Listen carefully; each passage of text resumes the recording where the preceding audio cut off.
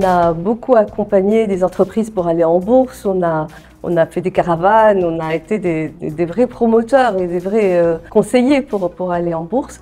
On a introduit à peu près le quart des sociétés qui sont allées en bourse depuis 1992. Et écoutez, ça nous fait très plaisir d'appliquer à nous-mêmes ce qu'on a conseillé à toutes les entreprises à qui on parlait. Donc c'est un bon moment, c'est un moment aussi plus facile pour nous que pour les autres entreprises parce qu'on connaît le process.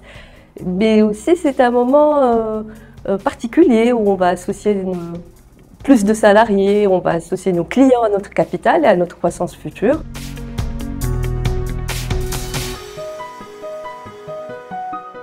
Est-ce que c'est un timing favorable? Je dirais oui, tous les indices sont là, les taux sont stables, le marché est en croissance, pas de signaux négatifs aujourd'hui, donc oui, donc je dirais que c'est le bon moment. Et je pense pour te compléter, Driss, c'est qu'on a choisi ce moment en particulier parce que c'est un moment où après avoir beaucoup investi, on est bénéficiaire. C'est la troisième année où on est bénéficiaire.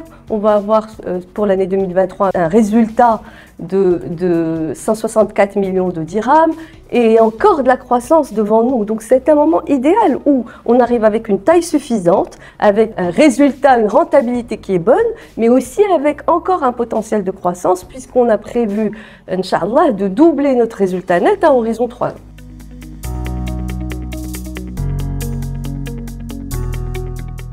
Si vous regardez la plupart des IPO depuis un certain nombre d'années, on met toujours un niveau de prix qui donne l'impression ou qui donne l'accessibilité aux petits porteurs.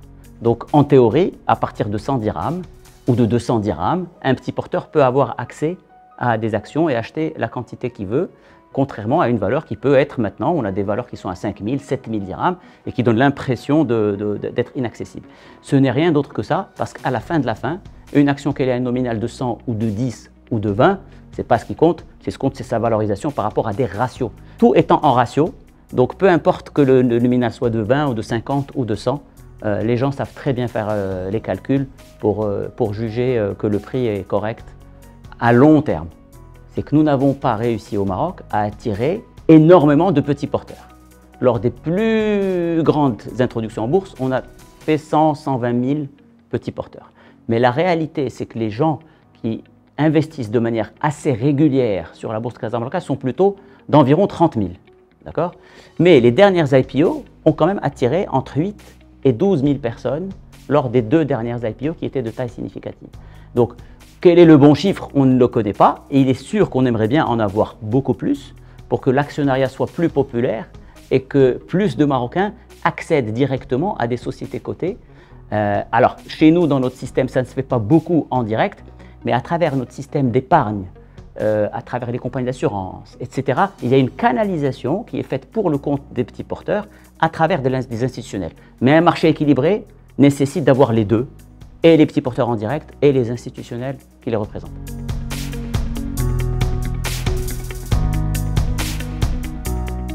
Je lui dirais que d'abord on est une banque. Et une banque, ça intervient dans un secteur qui est réglementé, surveillé par Banque Maghreb, donc un secteur rassurant. En plus, on est une banque en forte croissance. Nos indicateurs ont doublé tous les 2 ou 3 ans parce qu'on est effectivement en démarrage et on a un positionnement très spécifique. Bon, donc on a cru très vite et on a encore, comme je vous le disais tout à l'heure, une croissance forte devant nous dont Inch'Allah, les souscripteurs et les investisseurs pourront bénéficier.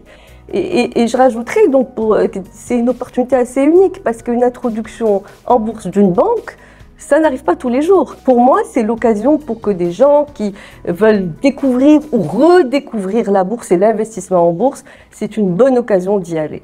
Et surtout qu'on a prévu, en tout cas que le Conseil a prévu de présenter à l'Assemblée Générale, qui doit valider ça, un dividende, donc qui profitera aux nouveaux souscripteurs. Donc quelques mois, on va dire 5 mois, au mois de mai, 5 mois après, ils devront recevoir une rémunération sur leur titre.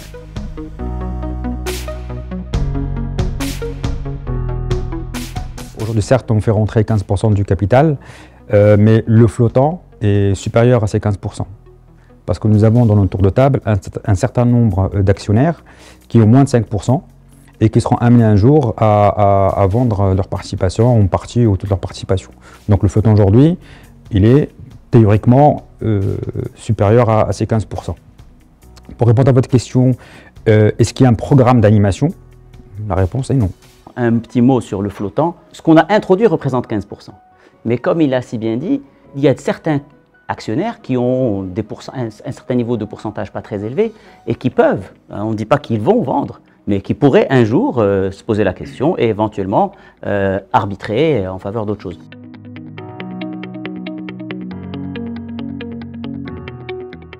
Les 600 millions sont suffisants pour accompagner le développement futur de la banque. D'ailleurs, c'est comme ça qu'ils ont été calculés, ces 600 millions de dirhams. C'est pour pouvoir nous accompagner par rapport à nos prévisions de vente de crédit, de notre développement sur les 3-4 prochaines années. Maintenant, si on se développe plus rapidement, rien ne nous empêche de faire d'autres levées par d'autres moyens, que ce soit de la dette subordonnée ou d'autres appels de fonds. La question, je dirais, qui est derrière cette question, est-ce que les 600 millions n'est peut-être pas un petit montant? Si on exclut la dernière augmentation de capital d'Actidal qui était de l'ordre de 1,2 milliard, et si on exclut les dernières privatisations, sur toutes les dernières opérations d'IPO, le montant maximum était de 600 millions de dirhams, voire même beaucoup moins que ça. Hein.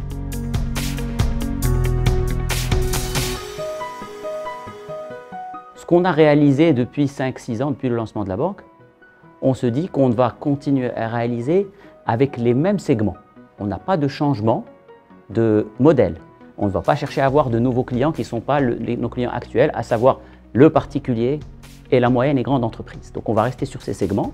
On va essayer de gagner plus de clients dans chacun de ces deux segments et on va essayer d'offrir et d'équiper encore plus les clients sur ces deux segments, en crédit, en produits, et on va essayer de lancer de nouveaux produits pour continuer à équiper les clients dans ces segments. En faisant ça et en réalisant des choses similaires en dirhams, c'est-à-dire si on faisait entre 2 et 3 milliards de dirhams de crédit par an, on dit qu'on va encore faire à peu près la même chose, pas beaucoup plus. On va essayer de faire la même chose que ce que nous avons réussi à faire avec les équipes actuelles, avec nos capacités actuelles et avec notre productivité actuelle.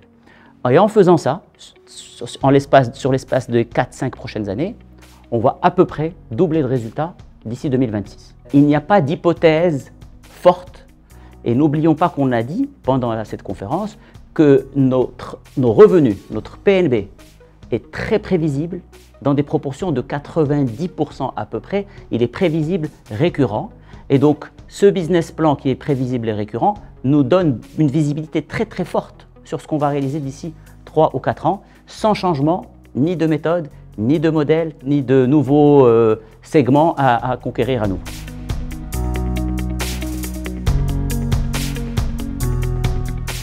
Les salariés sont au cœur de cette opération. D'abord, vous avez pu remarquer qu'ils ont une tranche qui leur est dédiée et qui porte sur 85 millions de dirhams, c'est-à-dire 14% de l'opération. Ça sera probablement les souscripteurs les mieux alloués. La première chose, c'est celle-là. La seconde, c'est qu'une bonne cinquantaine de salariés sont déjà actionnaires, ont déjà bénéficié d'actions à des prix inférieurs à ça dans les années qui ont précédé. D'accord ?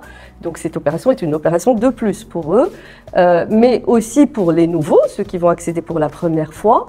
D'abord, nous, on pense que le prix est très raisonnable pour tout le monde.